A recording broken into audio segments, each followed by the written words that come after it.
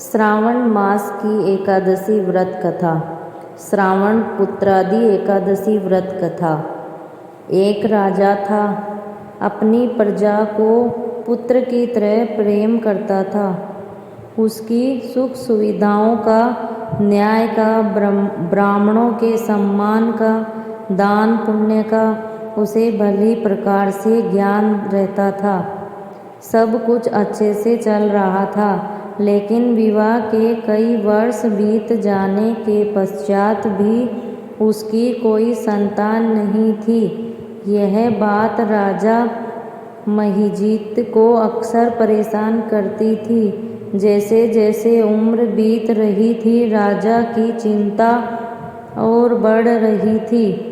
फिर एक दिन उसने दरबार में ज्ञानवान ब्राह्मणों, पुजारी, पुरोहितों को बुलवाया। प्रजाजन भी उपस्थित थे।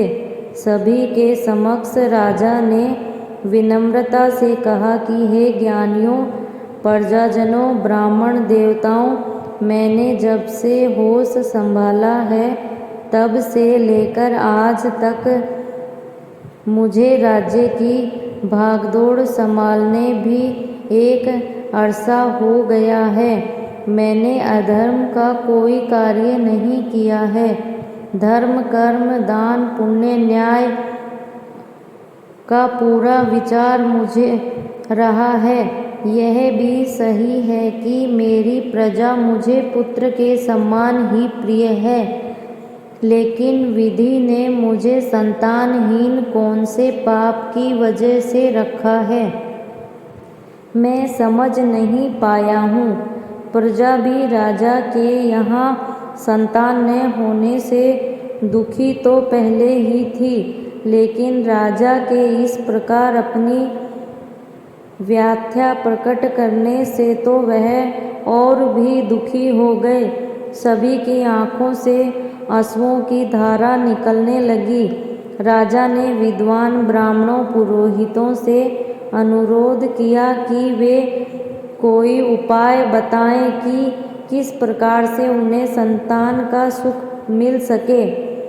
राजा इतने धर्मात्मा थे कि उनमें कोई पाप नजर ही नहीं आ रहा था, तो वे उन्हें क्या बताएं, समझ नहीं आ रहा था। तभी किसी ने कहा कि इसके लिए हमें मुनि लोमेश की सहायता लेनी चाहिए। वही इस समय सर्वश्रेष्ठ मुनि हैं। सनातन धर्म की ढूंढ को सुलझाने में वे ही सबके सहायक हैं। उनके तपोबल से ही एक कल्प बीतने पर उनका मात्र एक रोम मात्र गिरता है। फिर क्या था, सभी जाकर मुनि लोमेश को प्रणाम किया। तब वे ऋषि तो अंतर्यामी होते हैं, फिर भी पूछ लिया कि कहिए क्या कष्ट है, मैं आपकी अवश्य सहायता करूँगा। मेरा उद्देश्य ही परोपकार है। सभी विद्वानों, प्रजाजनों ने अपनी व्याख्या प्रकट की कि उनके धर्मात्मा राजा पर यह कैसा संकट है और कैसे वो इससे उभर सकते हैं। मुनि ने क्षण भर के लिए अपने नेत्र बंद किए और अगले पिछला सब कुछ जान लिया। तब उन्होंने कहा कि पूर्व जन्म में राजा एक बहुत ही गरीब व्यापारी होता था।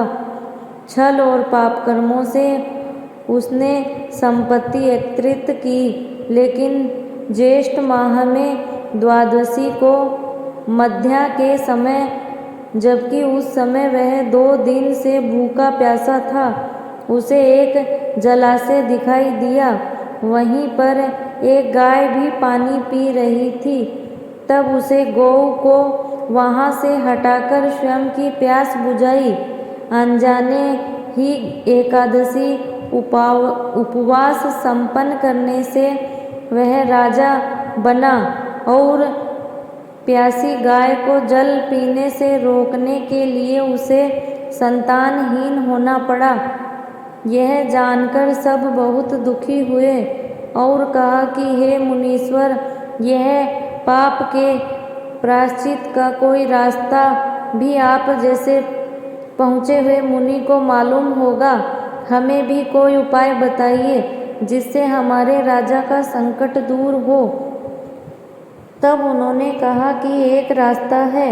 यदि सभी प्रजाजन मिलकर श्रावण शुक्ल एकादशी, जो कि पुत्रादि एकादशी भी होती है, की उपासना रखकर रात्रि में जागरण करें, अगले दिन पारायण कर उसका पुण्य राजा को दें तो बात बन सकती है। मुनि का आशीर्वाद लेकर सभी वापस लौट आए। कुछ समय पश्चात ही श्रावण शुक्ल एकादशी का दिन आया। सभी ने विधि अनुसार उपवास रखा और मुनि के बताए अनुसार ही व्रत का पुण्य राजा को दे दिया। जल्द ही रानी उम्मीद से हो गई और उन्हें एक तेजस्वी पुत्र रत्न की प्राप्ति हुई। मान्यता है कि श्रावण शुक्ल एकादशी महात्माओं को सुनने जानने मात्र से ही समस्त पापों से मुक्ति मिल जाती है। इस लोक में भौतिक सुख सुविधाओं तो मिलती हैं, परलोक में भी सुख सुविधा मिलती हैं। श्रावण शुक्ल एकादशी व्रत। एकादशी व्रत की तैयारी दशमी तिथि से ही की जाती है। दशमी के दिन व्रती को श्रावित आहार लेना चाहिए, ब्रह्मचर्य का पालन करना चाहिए।